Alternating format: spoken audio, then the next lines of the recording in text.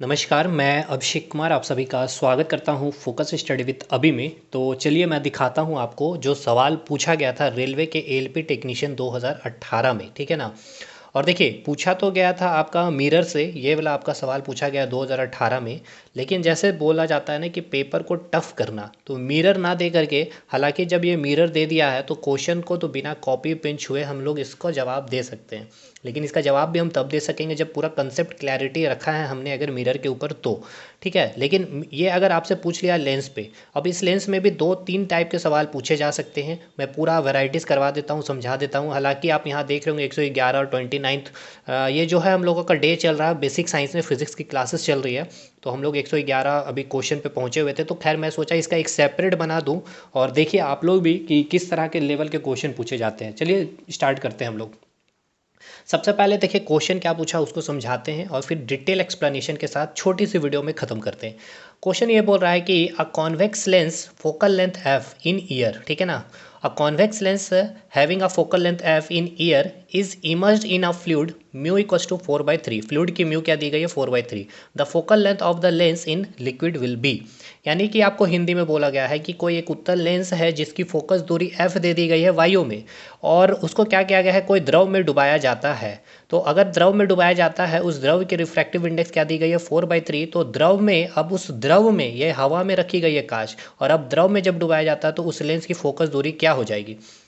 ये आपका जो हमने लेंस डीप करने का 3 केस बताया था उससे ये पूछा गया सवाल है। अब ये आपको अगर ये क्वेश्चन इस तरह से अगर मैग्नीट्यूड वैल्यू ना पूछ करके, ठीक है, अगर आपसे डायरेक्ट पूछता कि एफ की वैल्यू इंक्रीज हो जाएगी डिक्रीज हो जाएगी, तो उस केस से आप डायरेक्ट टिक करके आ जाते, ठीक है। अब देखिए और इसको टिपिकल मैंने कर दिया इसका डाटा दे करके। अब देखिए सवाल क्या आपको पूछा एलपी टेक्नीशियन में, उस पर आइए। हिंदी में भी सेम यही लैंग्वेज है, बस यही चीज़ है। यहाँ लेंस है, यहाँ मिरर कर दिया गया, इसलिए मैंने हिंदी को यहाँ पे मैं आपको रख रहा हूँ, इससे भी आप को रिलेट कर सकते हैं। क्या पूछा गया था एलपी टेक्नीशियन 2018 में, a convex mirror focal length F, ठीक है, in air is immersed in a fluid mu equals to 4/3। The focal length of the mirror in liquid will be F 3f 4/3 3/4f क्या होगा। यानी कि हिंदी में बोलूँ तो एक उत्तल दर्पण जिसकी फोकस दूरी एफ वायु में है, उसको क्या किया गया द्रव में जिसकी 4/3 अपवर्तनांक वैल्यू है। तो पूछा गया है कि फोकस दूरी क्या होगी दर्पण की द्रव में डुबाने पर। चलिए क्वेश्चन को फिगर में एकदम समझाते, जैसे हम लोगों का आदत है समझने का कि फिगर से जब तक समझना है, पहले इस मिरर को बनाएंगे क्योंकि ये इजी है, ये एलपी टेक्नीशियन में पूछा गया। फिर हम लोग लेंस पे आपको दिखाते हैं कि किस लेवल का लेंस पे क्वेश्चन आपको बन सकता है। एक मिरर दिया गया है, पहले हम इसको, पहले इस फिगर को, क्वेश्चन को समझा देते हैं, ठीक है ना। उसके बाद इसको समझा देते हैं और फिर सॉल्यूशन भी हम इसको करते हैं। सबसे पहले एक लेंस दिया गया है, हम इस लेंस को यहाँ पे बना रहे हैं, ठीक है। ये आपका क्या है, एक लेंस है, कॉन्वेक्स लेंस है, ठीक है। ये आपका क्या है, कॉन्वेक्स लेंस है। कॉन्वेक्स लेंस है, हिंदी में से कहते हैं उत्तल लेंस, ठीक है। हिंदी में से क्या कहते हैं, उत्तल लेंस कहते हैं। अब इसकी फोकस दूरी क्या दे दी गई है, इसकी फोकस दूरी दे दी गई है आपको क्या, एफ दे दी गई है, ठीक है।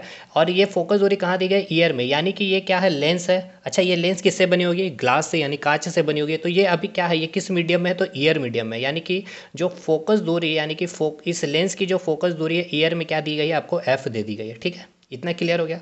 अब बोला गया कि इसको फ्लूइड में डुबाया गया है, यानी कि एक फ्लूइड ले ले रहे हैं हम लोग। ये आपका एक फ्लूइड है, इसकी जो रिफ्रैक्टिव इंडेक्स दे दी गई है क्या, म्यू इक्वल्स टू 4/3, ठीक है। किसकी, इस फ्लूइड की, F4 फ्लूइड हो गया।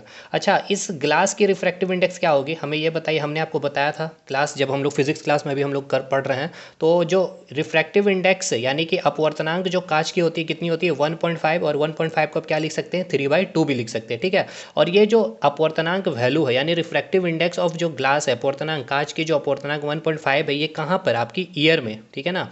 ये कहाँ पे, तो आपकी ईयर में, ठीक है। ये पूरा आपका क्या है, ये पूरा आपका ईयर के सिस्टम की बात की जा रही है, ठीक है। और ये रिफ्रैक्टिव इंडेक्स जो वाटर की है कितनी होती है 4/3 होती है। अब बोला गया क्या है कि इस लेंस जिसकी फोकल लेंथ है फिर इसको इमर्ज किया गया है, यानी कि इसको क्या किया गया है, एक द्रव में डुबाया जाता है। इस द्रव में इस लेंस को अब डुबाया जाता है। आइए तीसरा ऑपरेशन करते हैं, इस द्रव में इसको हम डुबाते हैं। इस द्रव में हमने क्या किया, इस लेंस को डुबा दिया, ठीक है। इस प्रकार से हमने डुबा दिया। अब जो पूछा जा रहा है आपसे क्या, कि जो आपने इस लेंस को इस द्रव में जब डुबाया है, तो इस लेंस की जो फोकस दूरी होगी इस फ्लूइड में, F4 क्या हो गया फ्लूइड, और ये F4 क्या हो गया फोकल लेंथ। इसकी फोकल लेंथ क्या होगी, अब आपसे ये पूछा गया। ठीक है, तो देखिए मैंने क्या बोला, अगर ये डाटा नहीं पूछा होता आपसे और डायरेक्ट पूछा होता है कि इंक्रीज़ हो जाएगी या डिक्रीज़ हो जाएगी या नो चेंज होगी, तो आप इसको कैसे बताते। तो हमने आपको क्या बताया था, 3 केस बताया था। 3 केस में आपको मैंने बताया क्या क्या था, कि आपको पहला केस बताया था, ठीक है ना, पहला केस आपको ये बताया था कि आपके पास कोई एक लेंस है जिसकी वैल्यू क्या थी, 1.5 थी रिफ्रैक्टिव इंडेक्स, और आपने एक फ्लूइड पे आपने इसको यहाँ पर डिप किया था, ठीक है, जिसके रिफ्रैक्टिव इंडेक्स कितनी थी, 1.33, 4/3, यही होता है आपका 1/33। समझ में आ रहा है, ये वही डाटा है मेरे दोस्त। 4/3 को आप 1.33 भी लिख सकते हैं, इससे आप कंफ्यूज मत होइएगा। ठीक, तो इस केस में क्या हो रहा था हमारा, इस केस में हमारा क्या हो रहा था, हमारा इस केस में क्या हो रहा था, आपकी जो म्यू की वैल्यू आ रही थी, हो रही थी, वो क्या हो रही थी, डिक्रीज हो जा रही थी। ठीक है, और हमने एक रिलेशन आपको बताया था P directly proportional to mu. आप एक बार हमारा क्लास देखिए फिजिक्स का, सब कुछ समझ में आएगा, फिर भी मैं पूरा यहाँ समझा ही दे रहा हूँ आपको। तो यहाँ पे हमारी क्या हो रही थी, म्यू डिक्रीज हो जा रही थी। अब आपके मन में आ रहा है कि सर म्यू डिक्रीज कैसे हो रही है, सर प्लीज़ समझा ही दीजिए सर। देखिए हमने बताया था रिफ्रैक्टिव इंडेक्स दो तरह की होती है, एक होती है एब्सोल्यूट और एक होती है आपका रिलेटिव। तो देखिए रिलेटिव कब यूज़ करते थे, जब दो मीडियम, तो यहाँ एक ग्लास और वाटर, यानी कि हम रिलेटिव रिफ्रैक्टिव इंडेक्स यूज़ करेंगे। यानी कि अगर हम निकालना चाहें इस कांच को, जब हम इस पानी में डुबाए हैं, तो अब हमें ये बताइए इसकी रिफ्रैक्टिव इंडेक्स, ठीक है ना, इस ग्लास की, जी फॉर ग्लास, इस ग्लास की रिफ्रैक्टिव इंडेक्स वाटर में क्या होगी। यानी आपको ये वैल्यू निकालना है, यानी आपको क्या निकालना है, म्यू ग्लास की वाटर में। ठीक है ना, इसको हम कैसे लिखते हैं, mu glass by mu water, लिख सकते हैं कि नहीं, हमें ये बताइए। अब बताइए, यानी ये जो हम निकाल रहे हैं, आपको समझ में आ रहा है ये क्या निकाल रहे हैं, समझिए प्रैक्टिकली समझिए। ये जो हम निकाल रहे हैं रिफ्रैक्टिव इंडेक्स निकाल रहे हैं, अपवर्तनांक निकाल रहे हैं, किसकी, लेंस की। कब, इसको जब हम पानी में यानी कि फ्लूइड में जब हम डुबा रहे हैं। और ईयर में तो इसका हमको पता है, हमें वैल्यू हमें याद है 1.5, 3/2। अब इसको डुबाएं तो कितना होगा, ये आपसे पूछा जा रहा है। तो इसको हम कैसे निकालेंगे, इस प्रकार से निकालेंगे, आपको बताए थे। अब बताइए म्यू जो ग्लास की है, इसका क्या वैल्यू आ जाएगा, इक्वल्स टू जो रिफ्रैक्टिव इंडेक्स ऑफ ग्लास कितना है, ग्लास कितना 3/2 है एयर में, तो ये आपका कितना हो जाएगा, 3/2 हो जाएगा। अब बताइए रिफ्रैक्टिव इंडेक्स वाटर की कितनी है, रिफ्रैक्टिव इंडेक्स वाटर की कितनी, फ्लूइड की कितनी है, 4/3 है, तो 4/3, इसको आप सॉल्व करेंगे तो क्या होगा, 3/2 और 3/4, यानी कि 9/8। यानी अगर आप इसको सॉल्व कर रहे हैं तो आपकी जो रिफ्रैक्टिव इंडेक्स ऑफ, देखिए ये वाला मैं लिख रहा हूँ, रिफ्रैक्टिव इंडेक्स ऑफ ग्लास, यानी कि अपवर्तनांक, कांच के अपवर्तनांक वाटर में यानी कि फ्लूइड में कितनी आ गई, 9/8। 9/8 को क्या लिखेंगे, 1.1 समथिंग। अब देखिए 1.1 समथिंग आया, यानी कि इसकी वैल्यू कितनी आई, 1.1 आई। जो ईयर में वैल्यू देखेंगे आपकी, आप अगर देखोगे तो ईयर में वैल्यू कितनी है, 1.5 है। ये कहाँ है, ईयर में ना, ये पूरा सिस्टम कहाँ है, ईयर है, तो 1.5 है ग्लास की रिफ्रैक्टिव इंडेक्स। लेकिन जब आपने वाटर में, इस फ्लूइड में डुबाया, तो इसकी वैल्यू 1.1 है, यानी कि म्यू की वैल्यू क्या हो गई, घट गई। यानी देखिए म्यू कैसे घटा, ये आपको प्रूव कर दिया मैंने, म्यू डिक्रीज हो गया। और अगर आपका म्यू डिक्रीज होता है, ठीक है ना, म्यू डिक्रीज होता है, तो फोकल लेंथ क्या होगा, इन्वर्सली प्रोपोर्शनल है, तो फोकस लेंथ क्या हो जाएगा, वो इंक्रीज हो जाएगा। तो सिंपल सी बात है, यहाँ पर इसकी फोकस दूरी f है, तो यहाँ पर इसकी फोकस दूरी क्या हो जाएगी, इंक्रीज हो जाएगी, इंक्रीज हो जाएगी फोकस दूरी। ठीक है, अब कितना हो सकता है, 2f हो सकता है, 3f हो सकता है, 4f हो सकता है। ये आपको डाटा निकालने यहाँ पर बोला, लेकिन मैंने क्या बोला, अगर वो आपसे डायरेक्ट पूछता है इंक्रीज होगा, डिक्रीज होगा या नो चेंज, तो आप क्या बोलेंगे, इंक्रीज हो जाएगा। और अगर आपको लेंस की क्षमता पूछ लेती, तो अगर ये इन्वर्सली प्रोपोर्शनल है पावर से, यानी कि पावर अगर आपका इंक्रीज हो रहा है और ये म्यू डिक्रीज हो रहा है, तो ये इंक्रीज हो रहा है, तो ये क्या होगा, डिक्रीज, यानी पावर लेंस क्या हो जाएगा, पावर की क्षमता क्या हो जाएगी, वो डिक्रीज हो जाएगी। ठीक है, क्लियर। तो इस डाटा पे अब हम वैल्यू डायरेक्ट हमें निकालना, ठीक है ना, कि अब क्या होगी, यानी कि जो हमने इसको यहाँ डुबाया, तो अब इसकी एफ की अब वैल्यू कितनी इंक्रीज होगी, कितना आएगा, 2f आएगा, 3f आएगा, 4f आएगा, 5f आएगा, 6f क्या आएगा, ये आपसे पूछ रहा है। अब आइए इस क्वेश्चन पे, अभी हम इसको बना नहीं रहे हैं, ये आपको पूरा क्लैरिटी करवा दी क्वेश्चन पे, ठीक है ना, कि अब इसका डाटा तो अब हम आराम से निकाल लेंगे कि इसकी डाटा कितनी आएगी, कितना इंक्रीज होगी। लेकिन इसको अभी पहले हम इसको समझाना चाहते हैं, क्योंकि ये आपका पूछा हुआ सवाल है। तो ये क्लियर हो गया, इसके हम डाटा को भी निकालेंगे। अब आइए मिरर के ऊपर में, देखिए अब यहाँ पे मिरर की अगर बात कर ली जाए, यहाँ पे मिरर का भी आपको समझ में आ रहा है कि एक क्या दिया हुआ आपको, कॉन्वेक्स मिरर, यानी कि उत्तल दर्पण। आइए सबसे पहले हम बताते हैं आपको उत्तल दर्पण, एक फिगर बना लेते हैं उत्तल दर्पण की। देखिए ये क्या आपका उत्तल दर्पण है, ये आपका प्रिंसिपल एक्सिस है, ठीक है, यानी कि ये क्या हो गया आपका उत्तल, ये याद रखिएगा, ये क्या है आपका दर्पण है, ठीक है ना, ये आपका लेंस नहीं है, ये आपका कॉन्वेक्स मिरर है। अब देखिए दो चीज़ आपको याद आ रहा होगा, एक मैंने बताया था मिरर और एक बताया मैंने लेंस।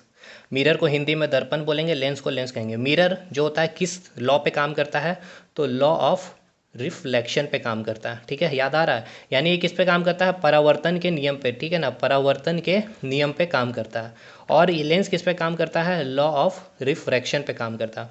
लॉ ऑफ रिफ्रैक्शन यानी कि यह क्या काम करता है, अपवर्तन के नियम पे काम करता है। अब इसको हम एक्सप्लेन नहीं करेंगे, लॉ ऑफ रिफ्लेक्शन क्या होता है, लॉ ऑफ रिफ्रैक्शन क्या होता है। दोनों में दो लॉ हमने पढ़ा था, ठीक है ना। चाहे लॉ ऑफ रिफ्लेक्शन की बात कर लो, उसमें भी दो हमने नियम पढ़े हैं, और अपवर्तन में भी, अपवर्तन के नियम में भी दो पढ़े हैं। एक तो आपका सेम था कि आपतन, आपतित किरण और परावर्तित किरण, ठीक है। और आपका जो अविलंब है, नॉर्मल जो है, वो क्या थी आपकी, एक प्लेन पे लाई करती है, ठीक है। और हमने अपवर्तन में क्या पढ़ा था कि आपतित किरण और अपवर्तित किरण और अविलंब एक प्लेन पे लाई करती है, पढ़ा था। और दूसरा हमने क्या पढ़ा था, angle I equals to angle R. ये किस में हमने पढ़ा था, लॉ ऑफ रिफ्लेक्शन में, ठीक है ना, लॉ ऑफ रिफ्लेक्शन में, यानी परावर्तन के नियम में। लेकिन हमने पढ़ा क्या था, अपवर्तन में क्या पढ़ा था, angle I not equals to angle R, ठीक है। ये हमने कहाँ पढ़ा था, लॉ ऑफ रिफ्रैक्शन में, यानी कि अपवर्तन में। ये भाई अब आपको याद आ रहा है कि नहीं, ये बताइए, सोचिएगा, क्योंकि इतना डिटेल इसमें हम समझाने नहीं जाएंगे। मतलब अब कहने का मतलब समझिए क्या है। यहाँ पर जो हम लोग फोकस दूरी जो निकालते थे, एफ़ की वैल्यू जो निकालते थे, कैसे निकालते थे, F equals to R by two पे निकालते थे। कहने का मतलब ये है कि ये मिरर क्या थी, पहले कभी ना कभी स्पेरिकल फॉर्म में इस प्रकार से थी, ठीक है। और इसकी सेंटर यहाँ पर ये होगी, यानी ये जो दूरी होगी इसकी क्या होगी, रेडियस होगी, और ये क्या होगा, फोकस होगा। यानी फोकस कहाँ पे डिपेंड कर रहा था, मतलब फोकस दूरी जो है डिपेंड कहाँ कर रही है, मिरर पे। मिरर के केस में किस पे डिपेंड करती है, रेडियस पे डिपेंड करती है। अब इसको क्या किया गया है, क्वेश्चन में बोला गया है कि इस कॉन्वेक्स मिरर को एक फ्लूइड में डुबा दिया गया। इस फ्लूइड में आपने इस कॉन्वेक्स मिरर को डुबा दिया है, ठीक है। अब इसको डुबा देने के कारण, तो ये पहले क्या थी, इस प्रकार से स्फेरिकल फॉर्म में ही थी ना जी, ठीक कि नहीं। देखिए ये आपका था चूड़ी, ये कॉन्वेक्स, इसको हमने काट दिया इस प्रकार से, तो ये क्या हो गया, आपका कॉन्वेक्स मिरर बन गया। अब इतने पार्ट को हम पानी में डुबा देंगे तो क्या, हमें ये बताइए, सोचिए कि इतना कटा हुआ, ठीक है, इसको अभी ईयर में है, अब इसको हम लाएँ पानी में डुबा दिए इस प्रकार से, तो क्या इसकी जो रेडियस है क्या घट गई, रेडियस घटी, नहीं घटी है भाई। अब इसी चूड़ी को आप ले जाकर पानी में डुबाइए ना, क्या इसकी कोई शेप एंड साइज में चेंज आएगा, नहीं आएगा। इट मीन्स रेडियस क्या होगी, चेंज नहीं होगी। रेडियस क्या हो गया, नो चेंज। तो फोकल लेंथ भी नो चेंज। तो सिंपल सी बात है, मिरर के केस में, ठीक है ना, मिरर के केस में क्या होता है, फोकस दूरी डिपेंड करती है किसके ऊपर, रेडियस पे। तो इसकी जो वैल्यू होगी किस पे, आप लिक्विड में डुबा लो, प्लास्टिक में डुबा लो, केरोसिन तेल में डुबा लो, ग्लिसरीन में डुबा लो, उसकी फोकल लेंथ क्या होगी, नो चेंज होगी। यानी कि पहले जो एफ थी, इसकी अभी जो फोकल लेंथ एफ थी, पानी में डुबाने के बाद भी इसकी फोकल लेंथ क्या होगी, एफ थी। तो ये सवाल आपको पूछा गया है, तो ये आपका इजी सवाल पूछ लिया गया। लेकिन इस मिरर को अगर लेंस कर दिया जाए तो देखिए कितना टिपिकल सवाल हो गया था। ये आपको अभी मैंने यहाँ पे समझाया किस प्रकार से पूरा कैलकुलेट करके। अब लेकिन डाटा निकालना है कि कितना हो जाएगा लेंस के केस में, इंक्रीज तो होगा, ये हमें पता चल गया। अब ये एफ होगा या 3F होगा या 4F होगा, देखिए कैसे निकालते हैं इसको। अब इस डाटा को अगर निकालने बोलते, या फिर देखिए आपसे ऐसे भी पूछ सकता है कि यहाँ पर फोकल लेंथ एफ है, ये दे दिया हुआ 20 सेंटीमीटर। अब ये बोलेगा ये 20 सेंटीमीटर, तो 20 दिया 60 सेंटीमीटर, 20 चौके 80 सेंटीमीटर, या फिर यहाँ पे 20 की वैल्यू पुट करके इसको एक एग्जैक्ट मैग्नीट्यूड भी दे सकता है आपको, ठीक है ना। तो अब देखिए कैसे निकालेंगे इसको। सबसे पहले हमें क्या पता है, तो सबसे पहले हमने क्या निकाल लिया था आपका, कि देखिए हमने सबसे पहले क्या निकाल लिया था, एक वैल्यू हमने निकाला था, उसको अभी हम लोग यहाँ पर बताते क्या निकाला था हमने। देखिए यहाँ पे अभी आपका जो इस कांच की जो रिफ्रैक्टिव इंडेक्स कितनी थी, 1.5 थी, 3/2 थी, ठीक है। इसको जब हम इसमें डुबाएं तो इसकी रिफ्रैक्टिव इंडेक्स, इस कांच के रिफ्रैक्टिव इंडेक्स पानी में डुबाने के बाद कितना आया, 1.1 आया। देखिए यहाँ पे हमने कैलकुलेट किया था, ये आया था 1.1 आया था, यानी कितना आया था, 9/8 आया था, ठीक है। यानी इसको हम यहाँ पर लिख रहे हैं अभी आपको, ये जो कांच है आपका, ये जो आपका कहाँ है, ये रिफ्रैक्टिव इंडेक्स ग्लास जो है, इसका ईयर में कितना है, 1.5 है, यानी कि 3/2 था, ठीक है। जब इसको हमने पानी में डुबाया, ठीक है ना, इस पानी में डुबाया तो इसकी रिफ्रैक्टिव इंडेक्स जो ग्लास की है वाटर में कितनी आई, 9/8 आई, ठीक है। ये आई है आपकी वैल्यू, इतना क्लियर है यहाँ पे। अब हमें निकालना क्या है, एग्जैक्ट फोकल, इसकी जो है फोकस दूरी निकालनी है, एफ निकालनी है वाटर में, क्या होगी। अब हमें ये बताइए, एक तो हमें 1/f, यानी कि हमें ये फार्मूला पता है, P = 1/f, ये ईयर में मैं लिख रहा हूँ पहला इक्वेशन, म्यू -1 1/r1 -1/r2 होता है कि नहीं, ये बताइए, पहला इक्वेशन।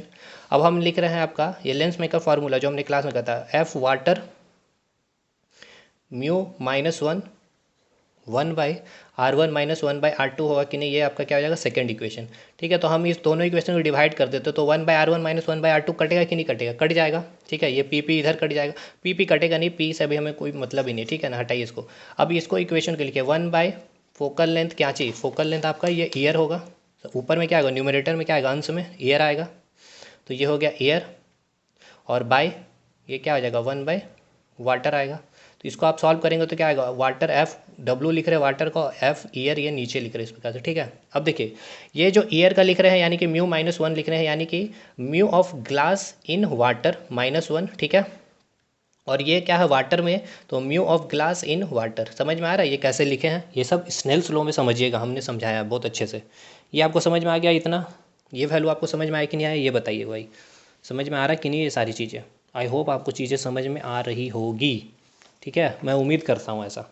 और नहीं आया होगा तो आप एक बार वीडियो को देखिएगा तो कमेंट करिएगा, और नहीं तो एक बार लेक्चर पूरा देख लीजिए ना, फिजिक्स का हम लोग 29वां लेक्चर कंप्लीट कर लिए। अब देखिए हम यहाँ से एफ वाटर हमें निकालना, ठीक है ना, यही निकालनी है, फोकल लेंथ वाटर पे क्या होगी इस लेंथ की निकालनी है। तो एफ डब्ल्यू ऊपर में रखेंगे, फोकल लेंथ ईयर में आपको दिया हुआ क्या एफ दे दिया गया, देखिए ये क्वेश्चन में क्या दिया गया, एफ दे दिया गया, focal length F in year में दे दिया गया। तो यहाँ पे हम एफ की वैल्यू, एफ ईयर में फोकल लेंथ ईयर की कितनी दे दी गई, एफ दे दी गई। अब जो refractive index of glass in year कितना दिया गया, ग्लास इन ईयर कितना दिया गया 1.5, यानी कि 3/2 दी गई है, 3/2 -1। और reflective index of glass in water हमने निकाला है इस ग्लास की, इस वाटर में कितना 9/8। तो इसको 9/8 मैंने इसीलिए रखा था कि सॉल्व करने में इजी हो, पॉइंट में लेंगे तो दिक्कत होगा। तो 3/2 -1, 9/8 -1, इसको सॉल्व करेंगे तो क्या आएगा 3 1/2/8 1 8 1/8, यानी इसके कितनी वैल्यू आ गए, focal length of water bye focal length in year F हो गया ये 1/2, यानी 8/1, यानी 2 चौके 8, यानी कि जो फोकस दूरी होगी ग्लास की वाटर में कितनी होगी 4f होगी, यानी कि 4 टाइम्स ऑफ f हो जाएगा, यानी इसका उत्तर क्या हो जाएगा 4f हो जाएगा। अब देखिए अगर यहाँ पर f की वैल्यू अगर आपको दे दिया रहता फोकल लेंथ 20 सेंटीमीटर है, तो फाइनल जो ये ईयर में इस लेंस की, ठीक है ना, इसकी कितनी वैल्यू दे दी गई है इसमें ईयर में 20 सेंटीमीटर मान लिया आपको दे दिया रहेगा। अब आपको पूछा जाएगा कि इसकी फोकल लेंथ वाटर में कितनी होगी, तो 4 टाइम्स है भाई, तो 20 गुना क्या हो जाएगा, सॉरी 4 टाइम्स ऑफ ईयर है, तो 4 टाइम्स इंटू 20 कितना आ जाएगा 80 सेंटीमीटर।